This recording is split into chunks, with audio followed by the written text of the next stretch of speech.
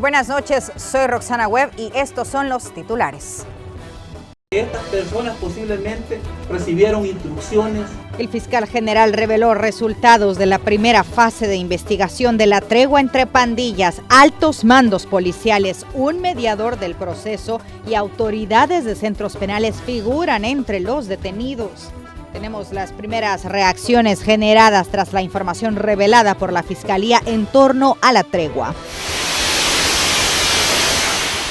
El plan de reordenamiento de ventas informales avanzó en más calles de la capital. El gobierno sigue en busca de apoyo en la Asamblea Legislativa para lograr la aprobación de la reforma al sistema de pensiones. También le diremos cuáles candidatos lideraron la jornada de elecciones primarias en Indiana, Estados Unidos.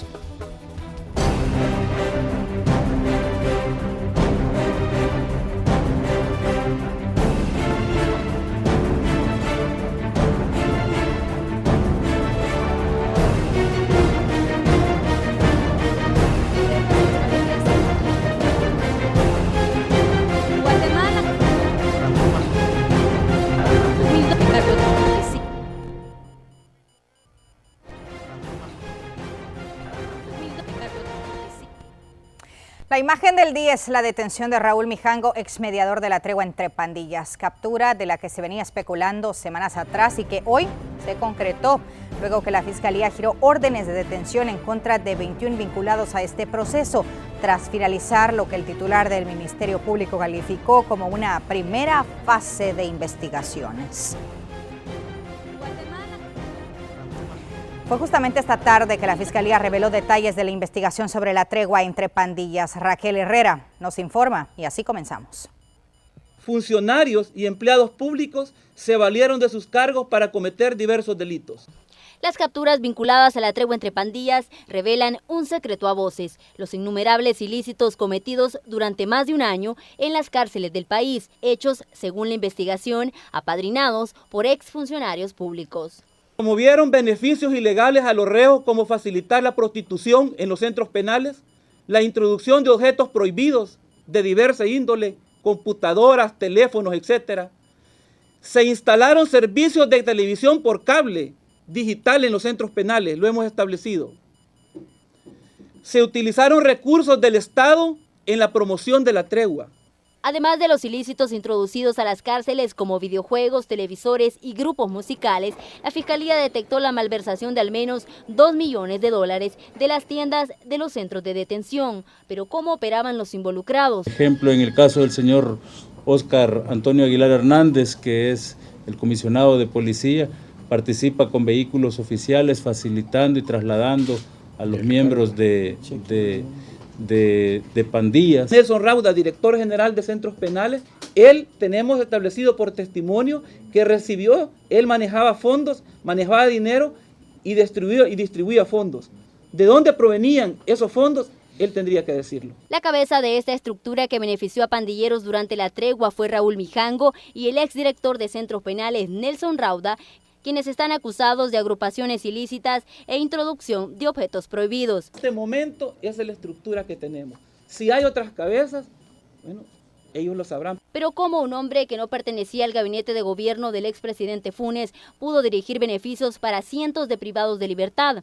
Al cuestionarle al fiscal sobre si el ministro de Seguridad en ese entonces pudo estar involucrado o incluso el expresidente de la República, esto responde: si no tenemos cooperantes directos que nos digan yo recibí orden, ¿verdad?, de determinado funcionario para cometer estos ilícitos, es bien difícil proceder.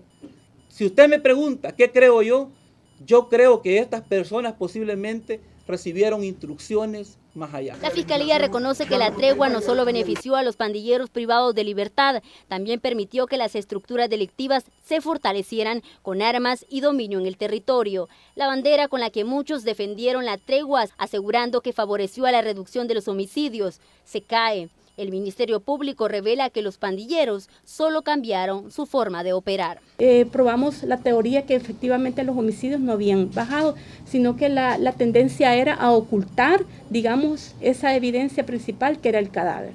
y lo mismo lo dicen muchos pandilleros, que no hubo tal cese de homicidios, sino que al contrario, no tenían que dejar una evidencia para dar como o calentar la zona donde ellos prácticamente operaban. De 21 procedimientos ordenados por la Fiscalía General de la República, aún falta realizar 3 capturas. El Ministerio Público dice que la investigación queda abierta y no descartan más detenciones. Con imágenes de Roberto Martínez, este es un reporte de Raquel Herrera. Y el director de la Policía Nacional Civil, en una rápida intervención ante la prensa, confirmó que 3 mandos policiales están detenidos por su presunta participación en el caso de la tregua entre pandillas.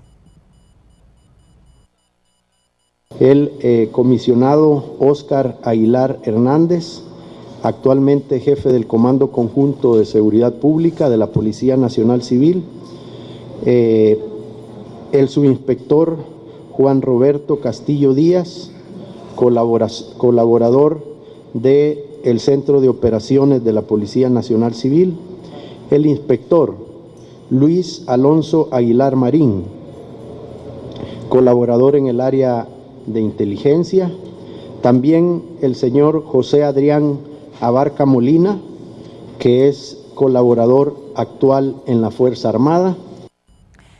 Y por cierto, la jefe de la Unidad Antipandillas de la Fiscalía General de la República habló de los beneficios que recibieron los pandilleros en las prisiones, muchos de los cuales implicaron incluso violar los reglamentos, como por ejemplo, habló de fiestas y pedidos de comida rápida.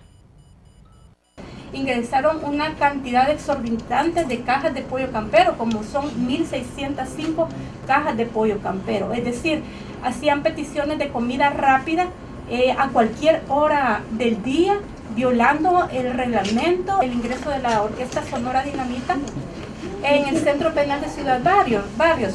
Como pueden ver, la fecha de ingreso fue del 30 de diciembre, sin embargo se ha quedado acreditado que tuvo una permanencia casi de 4 a 5 días dentro del interior del centro penal y que lo denominaron como fiesta de fin de año. Seguimos hablando de este caso, vamos en vivo hasta la División Central de Investigaciones de la Policía Nacional Civil con nuestro compañero Inmar Batres. Inmar, adelante. Muy buenas noches, Roxana, amigos televidentes. Así es, estamos en esta sede policial donde habrían traído a todos los capturados luego de estas operaciones en conjunto de la Policía Nacional Civil y la Fiscalía General de la República. Pero, ¿por qué trajeron a esas personas? ¿Por qué las capturaron? Bueno, por el caso Tregua, pero para que usted tenga un poco de contexto de todo este caso, veamos el reporte a continuación. Fue en marzo de 2012 que una investigación periodística del periódico digital El Faro sacó a la luz que había un acercamiento entre las pandillas, algo diferente. Estos grupos, que por años se habían atacado entre sí, habían establecido un acuerdo con el fin de bajar las cifras de homicidios. Aquellos que andan soñando y difundiendo de que esta es una guerrita que la van a ganar en 6 meses y que esta solo es una tormenta que ya va a pasar, yo los invitaría a que revisen la historia. Como mediadores de esta tregua entraron en escena el exdiputado Raúl Mijango, el padre Fabio Colindres y otros miembros de iglesias, entre los que estaba el nuncio apostólico de ese momento. Porque no hay nada imposible para Dios.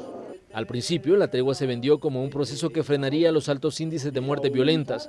El descenso dio un respiro a las autoridades de seguridad pública, que no habían encontrado la fórmula para enfrentar la violencia generada por las pandillas.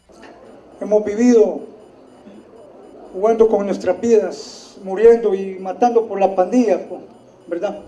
El proceso pasó de ser un rumor a un proceso formal en el que incluso se involucró la Organización General de Estados Americanos, impulsándolo. Y lo que hemos visto nos sigue llenando de esperanza. La baja de homicidios fue la parte que conoció la ciudadanía como beneficio, pero los críticos de la tregua señalaron que algo no andaba bien. En esos días se dispararon las desapariciones. En todo momento, el gobierno del expresidente Mauricio Funes señaló que ellos nunca tuvieron una participación directa en el tema tregua.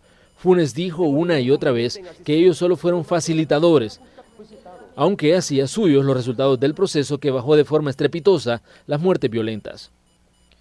Incluso en un foro internacional, Funes anunció que El Salvador había vivido por fin un día sin homicidios, lo que le dio más relevancia al acercamiento entre las pandillas.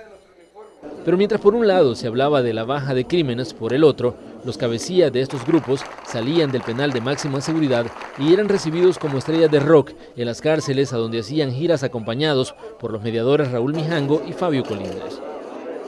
Si bien los funcionarios de la administración Funes, como el ministro de Seguridad en ese entonces, David Munguía Payés, y el director de centros penales, Douglas Moreno, afirmaban no tener participación en la tregua, era común que hablaran de los beneficios. La idea de los municipios libres de violencia, ellos los han llamado santuarios, nosotros los vamos a llamar libres de violencia. A medida el proceso fue avanzando, las pandillas entregaron armas en plazas públicas y se comenzó a firmar pactos por municipios que se declaró como territorios libres de violencia. El país ya no puede estar dividido entre pandilleros y todos nosotros. El fiscal general de la República en ese entonces, Luis Martínez, expresó en todo momento su desacuerdo con esta relación entre las pandillas y la denominó una tregua hipócrita. Anunció investigaciones, hizo amenazas, pero al final solo citó a los participantes y les tomó declaración. La clase política, si bien criticó, nunca se involucró lo suficiente para poner fin a un proceso que transcurría entre luces y sombras. Algunos cabecillas de pandillas que hablaban del proceso se atrevían a compararlo con la firma de los acuerdos de paz en 1992. A medida el tiempo pasó, la tregua comenzó a empañarse, fue objeto de más críticas y hubo relevos incluso de funcionarios en el gabinete de gobierno, y los privilegios para los pandilleros comenzaron a ser cosa del pasado, al grado que muchos regresaron al penal de máxima seguridad y El Salvador volvió a ver una vez más la cara de la violencia con los altos índices de homicidios. El año 2015 cerró con más de 6.600 muertes y los primeros meses de 2016 la espiral de violencia ha continuado. Este es un reporte de Manuel Burgos. Bueno, y como ya le adelantábamos, también nosotros estamos en este lugar donde han traído a los 18 detenidos. Recordemos que hay 21 órdenes de captura, falta todavía, faltan más personas por capturar, pero vamos a mostrarle el panorama rápidamente acá de la Dirección de Investigaciones de la Policía Nacional Civil.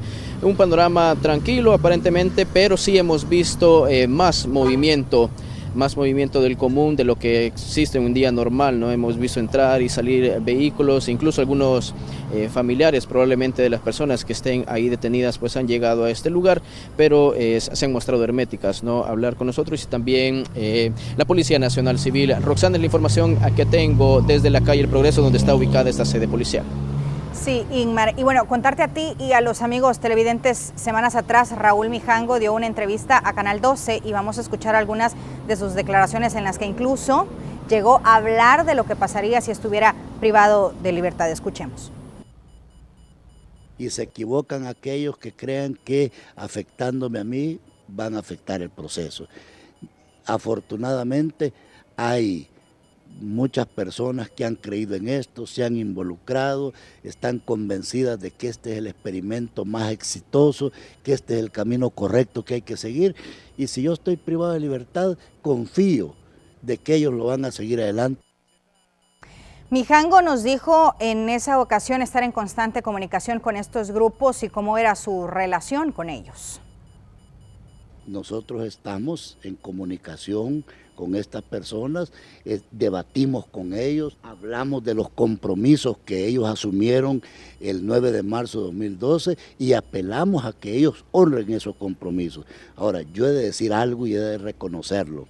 En todo este proceso, tanto Monseñor Colindres como tu servidor nos hemos ganado el respeto de las pandillas, nos hemos ganado la confianza de las pandillas y nos hemos ganado en gran medida mucho aprecio. A pesar de las críticas por su papel en la tregua, él nos respondió.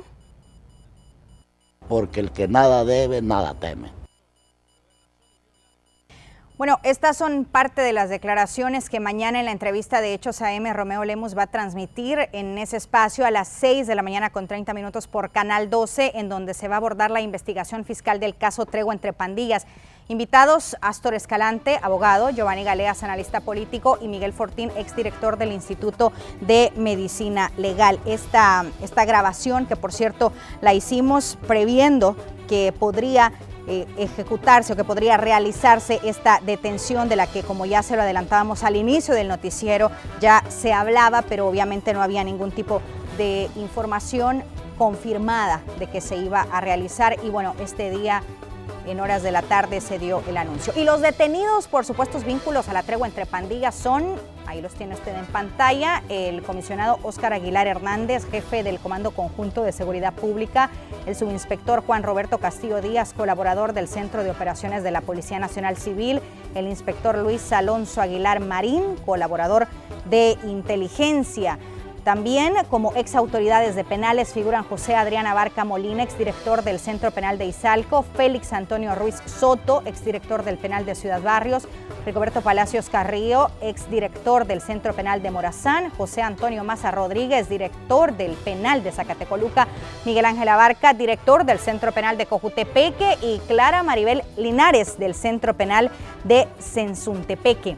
Además, el exmediador de la tregua entre pandillas, Raúl Mijango, como ya se lo hemos venido mostrando en los últimos minutos, igual psicólogos, educadores o asesores jurídicos de diversos consejos criminológicos. Y ahí usted tiene los nombres en pantalla. Sandra Campos de Martínez, Maricruz Hernández de Pacheco, Carmen Elena Arevalo Mata, Nancy Eugenia Escobar, Margot Ivania Tobar, Arica Vanessa Torres y Sara Encarnación Hernández.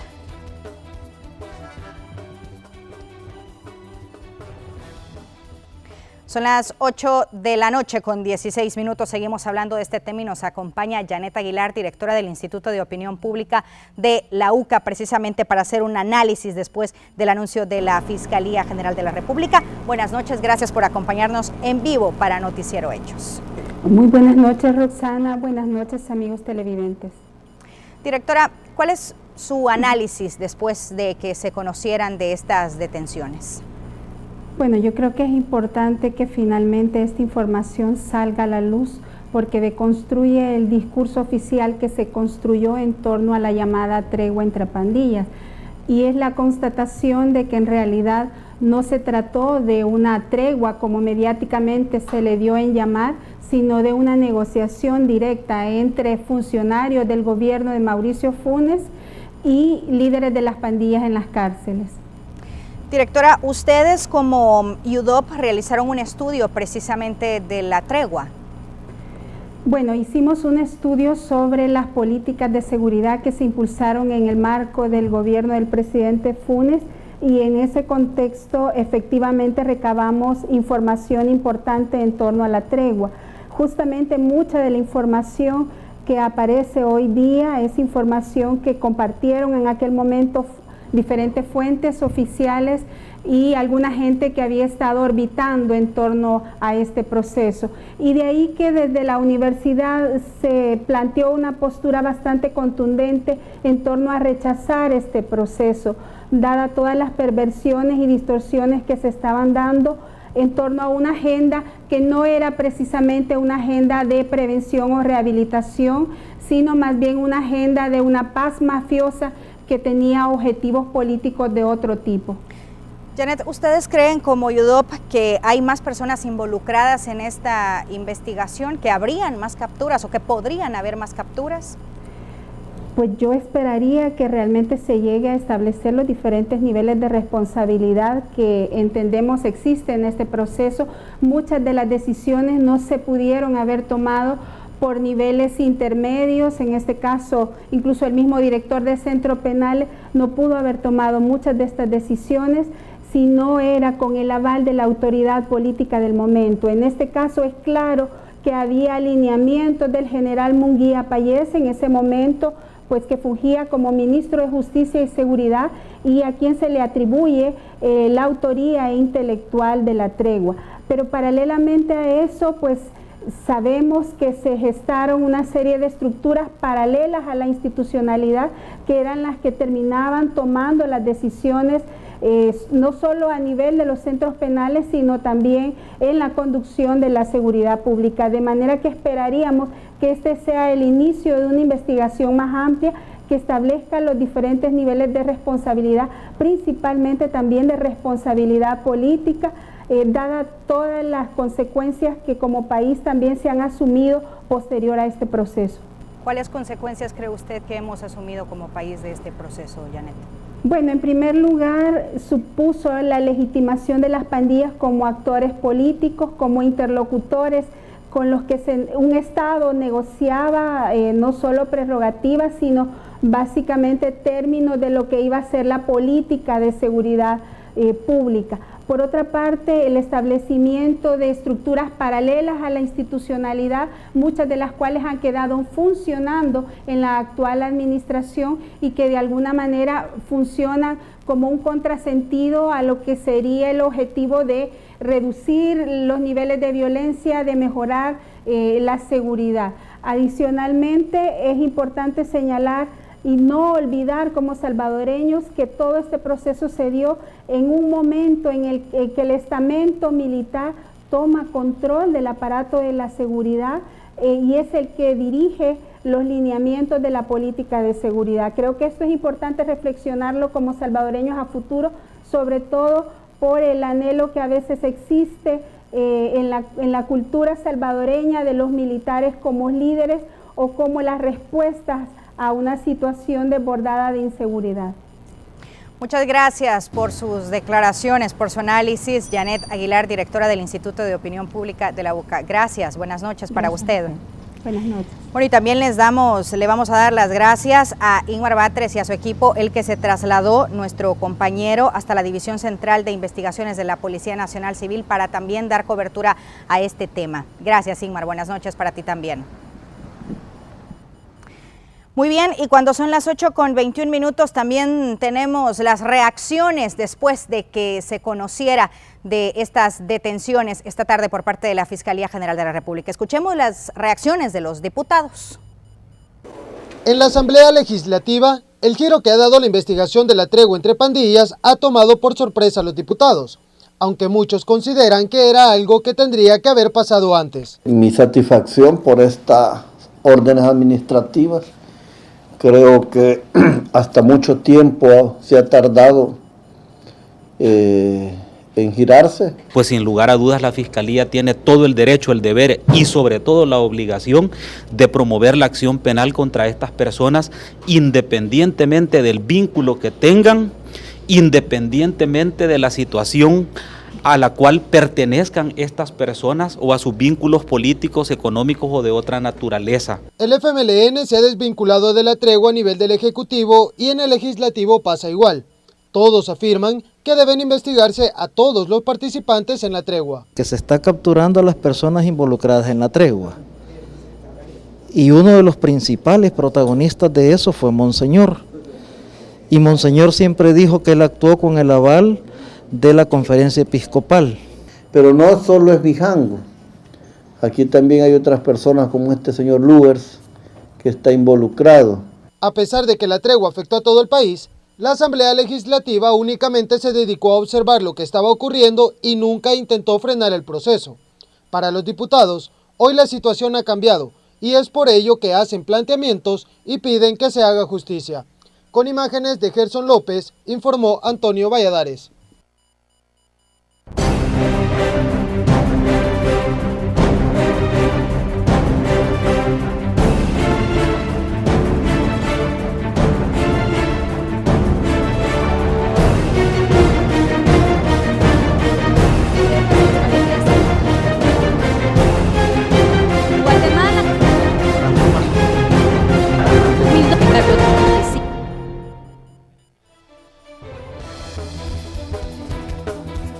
En minutos le contamos cómo avanzan las negociaciones para aprobar los 150 millones de dólares solicitados para medidas extraordinarias.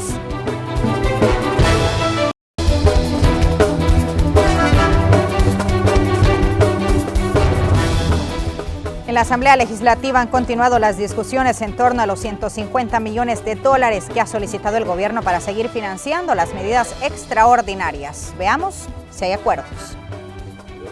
Al parecer, los diputados han alcanzado un acuerdo en la creación de un fondo que administre los recursos destinados para la seguridad. Según Arena, lo que se busca es que los fondos otorgados, en su mayoría préstamos, no se desvíen para atender a otras necesidades.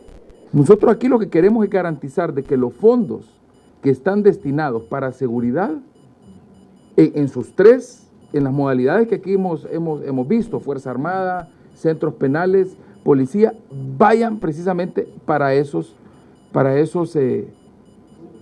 rubros. La iniciativa será presentada este miércoles al vicepresidente de la República. Las ideas son diversas. Se habla de quienes deberían conformar esta comisión.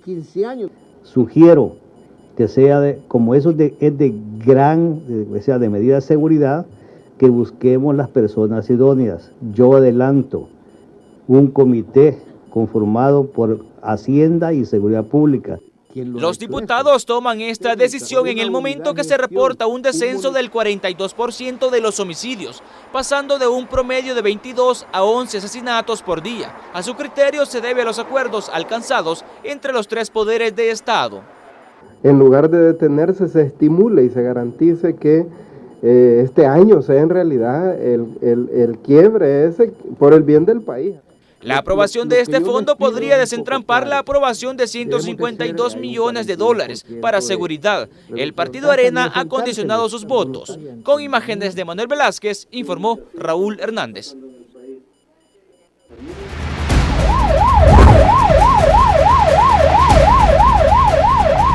El más buscado de este martes es Eric Alexander Ramírez Gómez, alias Bad Boy. Es acusado de organizaciones terroristas. Si usted posee información, comuníquese con las autoridades.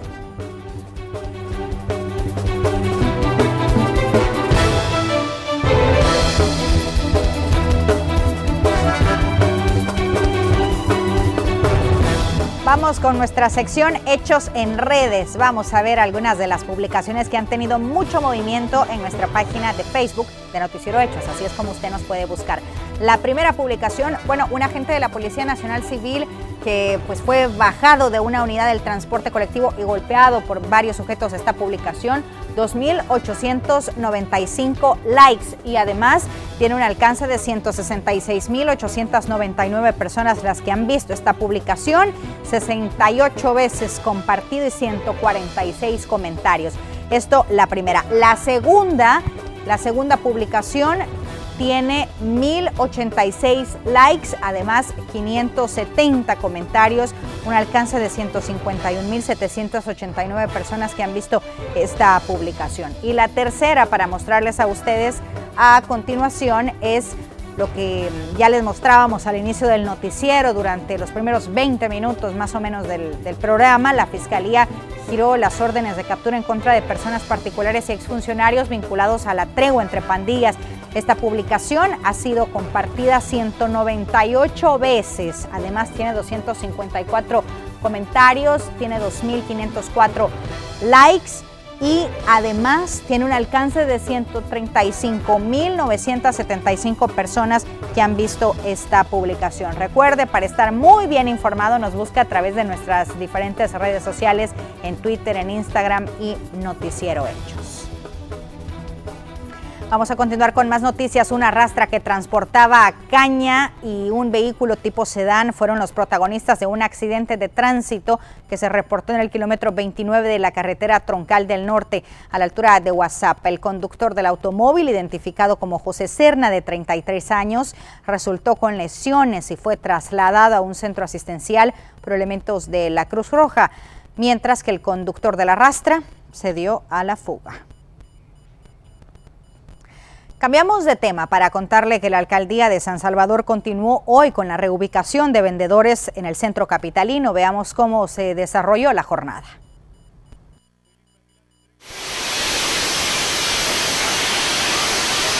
En cuestión de minutos, decenas de trabajadores de la municipalidad removieron lo que por años ha sido la fuente de ingresos de decenas de familias.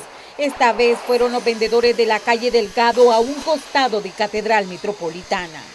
El plan total tiene un número de más de 3.000 vendedores. Estamos hablando de una cantidad considerable de estructuras. En esta calle estamos hablando de 47, que es lo que se va a hacer durante la mañana. Pero estos movimientos siguen durante estos días. Esperamos que al final de la semana estar terminando la primera fase del reordenamiento voluntario. Estructuras completas fueron removidas y llevadas a la Cuarta Avenida. Allí permanecerán hasta que la promesa del alcalde Nayib Bukele se cumpla: la construcción de un nuevo mercado. Aunque se trataría de un ordenamiento voluntario, la nostalgia no deja de ser sentida. Doña Ana Lilian es una de ellas. ¿Cuánto tiempo de vender aquí? Ay, desde chiquita con mi mamá. Nos han quitado de varias partes, nos han dado en otros lugares y hemos sobrevivido, gracias a nuestro padre. En esta zona serán unas 100 estructuras las reubicadas, lo que representa un aproximado de 400 vendedores. El dirigente Pedro Julio Hernández externó confianza en el edil Nayib Bukele. Mire, hay un compromiso oficial con nosotros, hay un compromiso público de que nosotros vamos a contribuir a la revitalización del centro de El Salvador, pero revitalizando también a su gente. Es decir, no podemos empezar a embellecer calles si no embellecemos los puestos de trabajo de la gente. Mire, nosotros lo sentimos mal porque nos están quitando, pero como Nayib ha dicho que lo va a hacer Galera, estamos esperando porque en estos momentos llueve, tenemos nuestros hijos y también queremos ganar para pagar lo que debemos, ¿verdad? Ya son más de 2.000 puestos los que han sido reubicados como parte del plan de reordenamiento y rescate del centro histórico que impulsa la municipalidad. Este martes en muchas calles mostraban otro rostro tras ser retirada la cerámica dejada por los puestos. Con imágenes de Ricardo Tovar, informó Claudia Cusco. Y actualmente se han recuperado unas 30 cuadras de los contornos de las principales o de los principales monumentos y plazas del centro histórico. El reordenamiento inició en la Plaza San Martín de esa zona. Unos 43 vendedores de comida y bebidas desalojaron de manera voluntaria. Posteriormente se desplegó de vendedores los contornos, esto del ex Cine Libertad, el Palacio Nacional y la zona de la Biblioteca Nacional y en las últimas horas la calle Delgado. El proyecto de revitalización del centro histórico fue lanzado el pasado 20 de abril y el propósito es liberar de ventas informales cerca de 200 cuadras. Y el alcalde de Santa Tecla, Roberto Dawison, realizó hoy una rendición de cuentas a un año de haber llegado a la municipalidad. El edil destaca ampliación del sistema de videovigilancia y reforzamiento del cuerpo de agentes municipales. Y representantes de diferentes carteras del Estado se reunieron para analizar los planes de inversión en materia de construcción. Plantearon también fomentar la ética y la transparencia en sus proyectos. Este año la expectativa de inversión pública duplica la de los 2 años anteriores al menos. 652 millones de infraestructura pública. Son importantes que nuestras empresas participen, que con su experiencia y su capacidad puedan participar y ayudar y fomentar el crecimiento económico del país.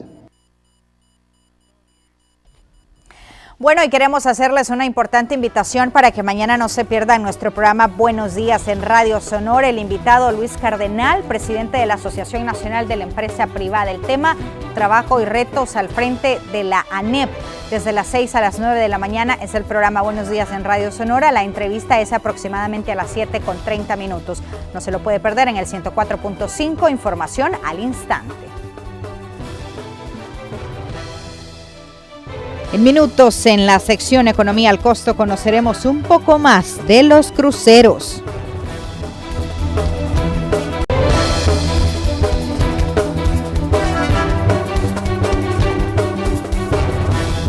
Sin mayor avance se encuentra la reforma de pensiones en la Asamblea, esto a pesar de que el gobierno dijo que no quitará el dedo del renglón hasta que sea aprobada.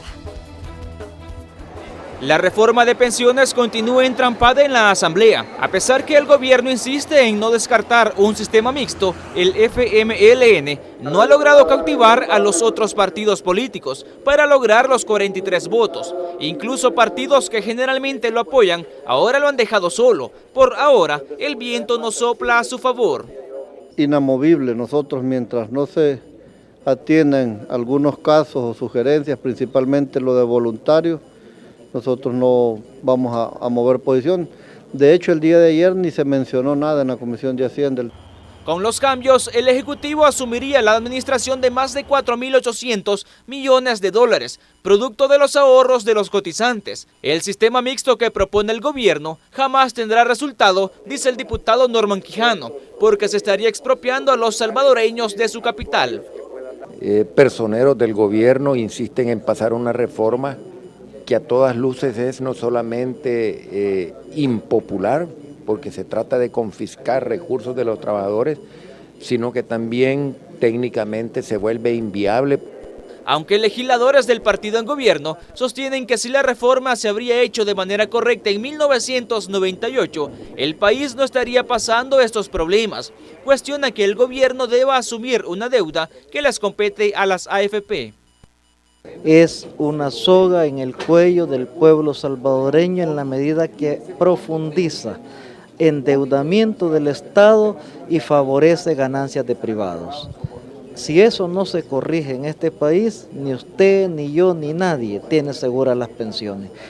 Lo más probable es que el FMLN busque respaldo de otros partidos políticos para pasar la reforma en la plenaria de esta semana, para lo cual se requieren 43 votos, mientras que la izquierda cuenta con solamente 31 legisladores. Con imágenes de Manuel Velázquez, informó Raúl Hernández. Crisia Recinos con Economía al Costo a continuación.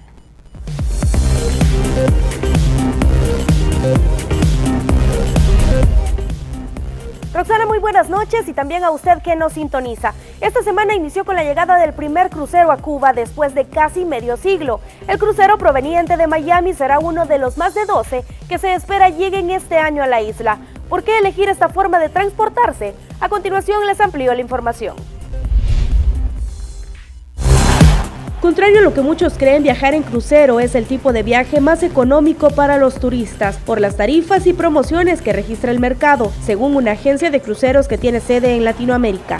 Es al menos un 50% más barato viajar por barco que hacerlo por tierra y pernoctar en diferentes destinos, de acuerdo a esta compañía, que asegura además que los viajes en crucero cuestan desde $60 la noche con todo incluido, lo que sostienen que es un precio por debajo de cualquier hotel en tierra, sin contar con el glamour que representa viajar en barco. Cruceros de 7 noches pueden costar desde $500, incluyendo comidas, hospedaje y entretenimiento al interior. Al igual que en Cuba, los residentes de los alrededores del puerto de Acajutla en nuestro país se ven beneficiados, y esto gracias a la llegada de cruceros a territorio salvadoreño. Aunque por el momento es muy pobre, hay proyecciones de que esto siga sucediendo. Desde hace un par de años, El Salvador ha sido incluido en la ruta de cruceros provenientes principalmente de Europa. Para este año estaba previsto que 3 llegaran a costas salvadoreñas. Sin embargo, solo 2 pudieron atracar, luego que uno viese imposible las condiciones climáticas. Cada uno de estos cruceros traía aproximadamente 200 personas, de las que al menos la mitad decidió hacer recorridos por el territorio salvadoreño. Para el primer trimestre de 2017, el Ministerio de Turismo confirma ya la llegada de un crucero más, que también llegará desde el Reino Unido. La mayoría de cruceristas, según el MITUR, son personas de avanzada edad que ya se han retirado. La estancia promedio de este tipo de naves en nuestro país es de un día. Para cerrar, hoy les compartiré otro término económico básico, y esta vez se trata de la ley de oferta y demanda. El precio es el reflejo de cuánta oferta y demanda hay por un bien o servicio X. A mayor interés y demanda del producto y servicio, mayor será la cantidad que se ofrezca por él. A menor demanda será menor el precio. Un ejemplo de la oferta y demanda es lo que pasa hoy con el petróleo. Hay mucha oferta, por lo que se está produciendo bastante petróleo en el mundo, y esto afecta a la demanda porque el precio se ve obligado a bajar, y es lo que vemos en estos momentos. Precios bastante bajos que no logran estabilizarse. Hasta aquí mi sección por esta noche. Regreso contigo, Roxana.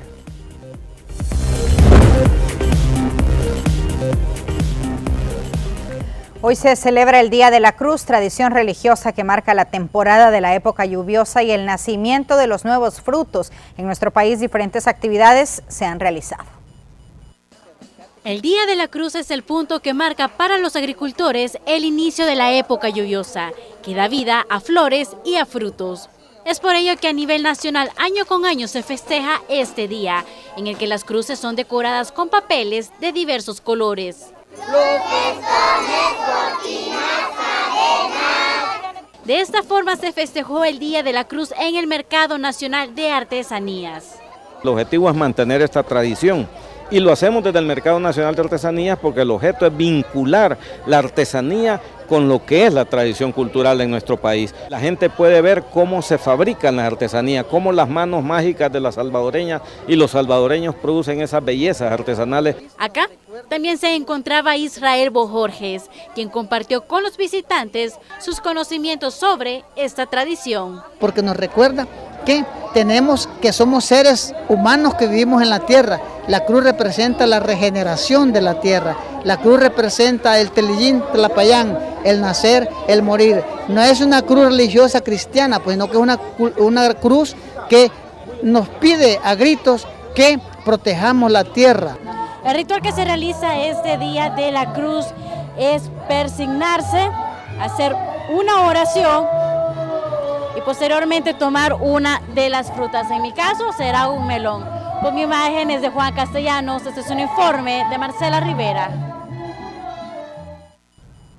Y autoridades del Ministerio de Agricultura conmemoraron por primera vez en el país el Día de las Frutas, luego que el Comité Centroagropecuario Centroamericano aprobara celebrar esa fecha en los países de la región y República Dominicana. En la celebración participaron productores del país.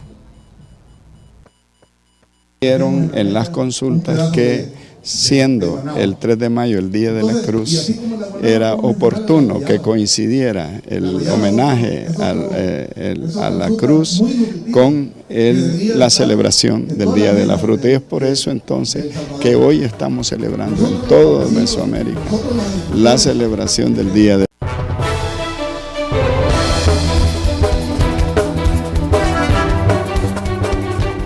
Antes de finalizar, tenemos una noticia de última hora. Saludamos a nuestro compañero Víctor Mengíbar, quien nos tiene más detalles de un nuevo hecho de violencia. Adelante, Víctor. Muy buenas noches, Roxana. Pues a esta hora de la noche nosotros nos encontramos desde el municipio de Antiguo Cuscatlán, desde el Boulevard Sijam, donde hace algunos instantes la Policía Nacional Civil y Medicina Legal acaban de levantar el cadáver de un hombre de entre 25 y 30 años. De acuerdo con la información que ha confirmado la Fiscalía General de la República y la Policía Nacional Civil, se trata de un asaltante que fue bajado de una unidad de transporte. De acuerdo con la versión que han confirmado las autoridades, eran dos sujetos que venían asaltando dentro de una unidad de transporte cuando una de las personas, uno de los pasajeros, se defendió y como resultado de esta defensa, pues este asaltante ha resultado muerto. Aún se desconoce la identidad de la persona. Lo cierto es de que la Policía Nacional Civil ya se ha hecho presente y se está buscando al responsable para el respectivo interrogatorio. Y bueno, Roxana, esta es la información que nosotros tenemos a esta hora de la noche. Con esto regreso con ustedes a los estudios. Gracias, Víctor, por tu reporte de última hora. Nosotros así nos despedimos. Que pasen una buena noche. Hasta mañana.